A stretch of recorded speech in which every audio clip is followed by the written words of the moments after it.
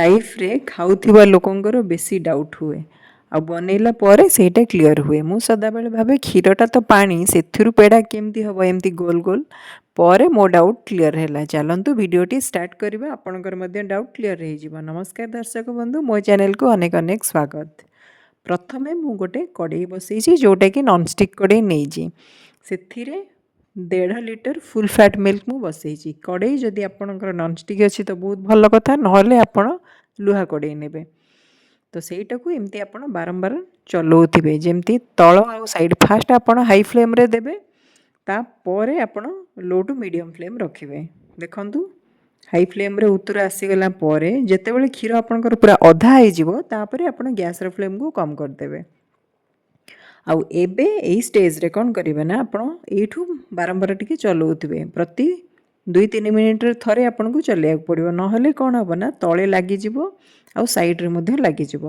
बर्तमान मीठा पाई मु नहीं आधा कप चीनी, तो आधा कप रे जेमती परफेक्ट मीठा हवा कथा सेमती माने दुकान भलिया।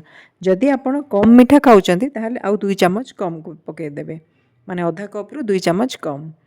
आउ चीनी पकईकी ताकू एमती भलसे घांटी देवे। बास्ना पाई मु नहीं आधा चामच गुजराती गुंड, आपण माने आधा चामच माने जोटा खाइबा चामच से बड़ चामच जो, तो ताकू एमती बारंबार घांटुथिबे दुई माने साइड रु आउ तळु। वीडियोटी भल लगिले लाइक करिवे, शेयर करिवे, चैनल रे नुआ थिले सब्सक्राइब करबा को ढेर सारा अनुरोध।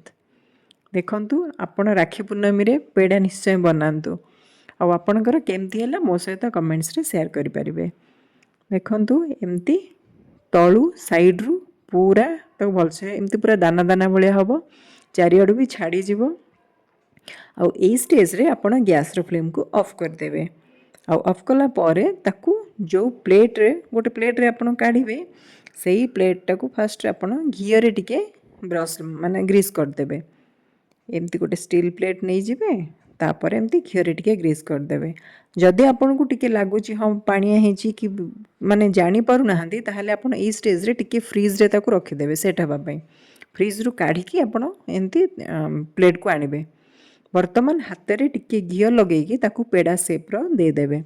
एमती अल्प अल्प नहीं कि बॉल करके एमती पेड़ा शेप रो करि परिबे। जदि आपण चाहेबे भी स्क्वायर शेप भी करि परिबे, बर्फी शेप रो। देखंतु एई भलिया हबो। आउ ताकू एमती सब गोल गोल करके बनेकी किछि समय आपण फ्रीज रे रखि देबे। 15 रु 20 मिनिट भलिया फ्रीज रे रखि देबे, तापरे आपण खाइबा को देबे। देखंतु एई भली भाबरे हबो। वर्तमान मु सब को बनेकी नेकी फ्रीज रे रखि देइछि। एबे फ्रीज रो मु काढ़ी की 15 मिनिट परे आपन को एटा देखौछि। देखंतु एई भली भाबरे हबो पूरा मार्केट स्टाइल। देखा हबो नेक्स्ट वीडियो रे। रहुछि। नमस्कार, जय जगन्नाथ।